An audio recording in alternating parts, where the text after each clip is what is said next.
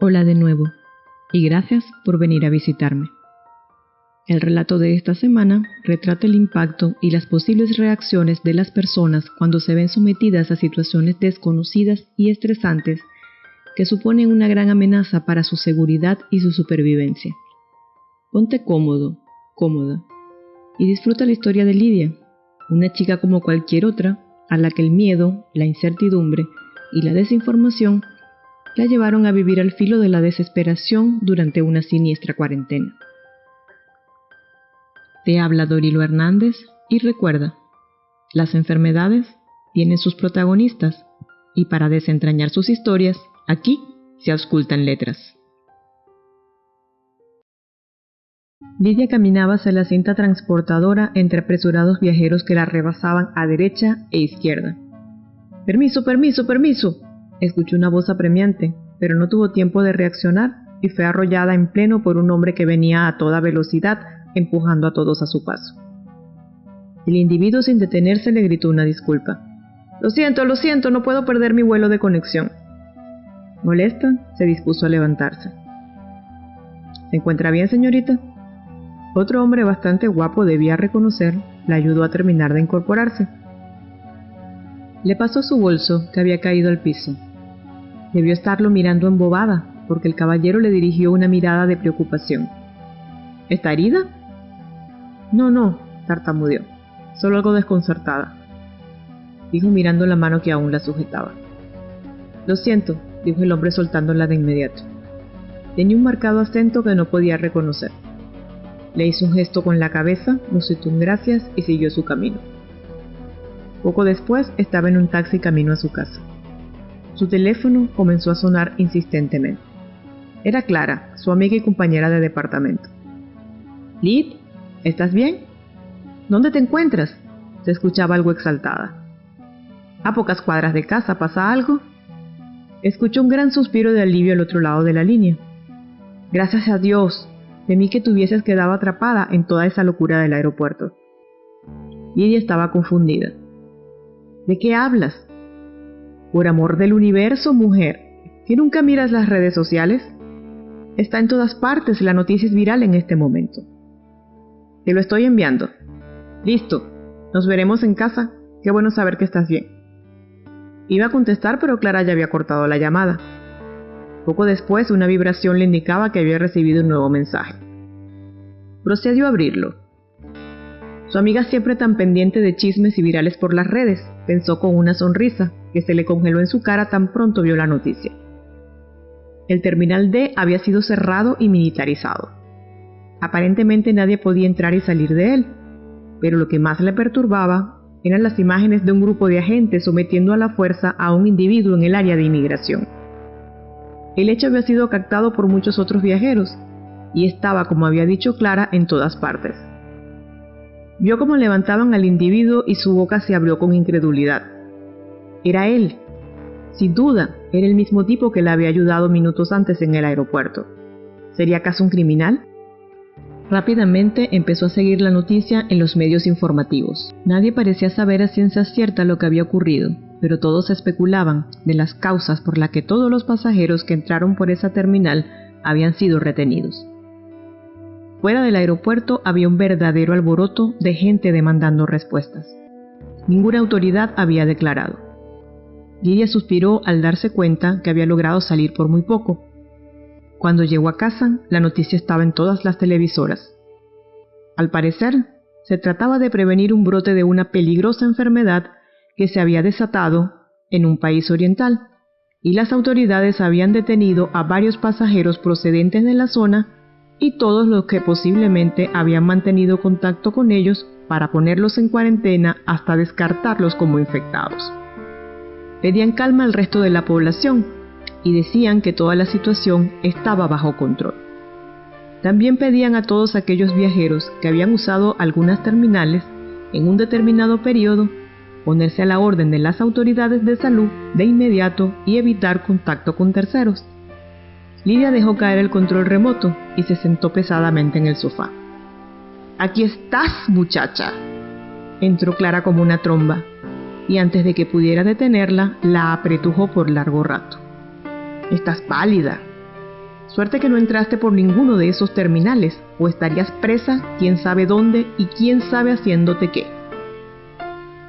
Un sudor frío corrió por la frente de Lidia. ¿Qué debía hacer? Por supuesto que acudir al lugar indicado, se dijo sin dudar. Dicen que los están llevando a uno de los hangares.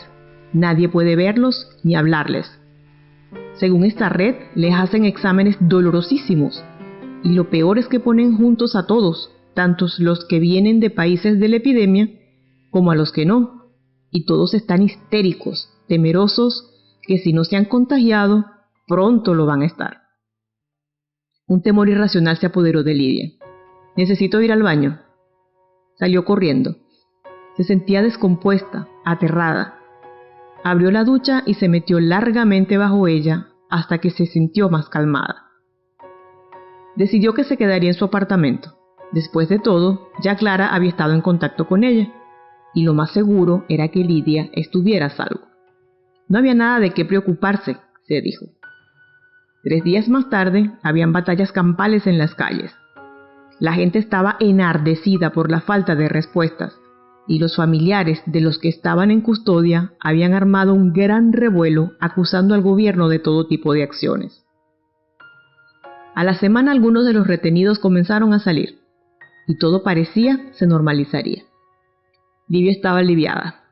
Todo estaría bien después de todo. Entonces apareció la noticia que los primeros casos de la rara enfermedad se habían presentado, y apenas un día después el encabezado de todos los periódicos hablaban de muertes en más de la mitad de los afectados. En poco tiempo el pánico se apoderó como pólvora de la ciudad. Las personas se enloquecieron, dejando los lugares de abastecimiento de bienes básicos completamente vacíos en cuestión de horas. Se decretó cuarentena obligatoria, con penas de reclusión para todo aquel que desobedeciera la medida. Lidia revisaba toda noticia que caía en sus manos. Le parecía que cada síntoma que se mencionaba de la enfermedad comenzaba a sentirlo. Dejó de dormir, comenzó a comer a deshoras, y todo el tiempo estaba nerviosa o exaltada. Lo peor vino cuando Clara enfermó. Entonces sentimientos de culpa la invadieron. Cuando se la llevaron al hospital, Lidia entró en depresión. Por un lado, temiendo en cualquier momento caer víctima de la enfermedad. Por el otro, recriminándose por haber ignorado el llamado que se le había hecho y haber infectado a su amiga, a la que ni siquiera podía visitar, saber si mejoraba, si empeoraba, incluso si aún vivía. Un mes después, parecía un fantasma. Ya no comía, y sus profundas ojeras le daban un aspecto enfermizo. Cuando lograba conciliar el sueño, despertaba gritando sudorosa en medio de una pesadilla. Ahora sí me cogió el virus, pensaba, ahora sí. Pero todo seguía igual.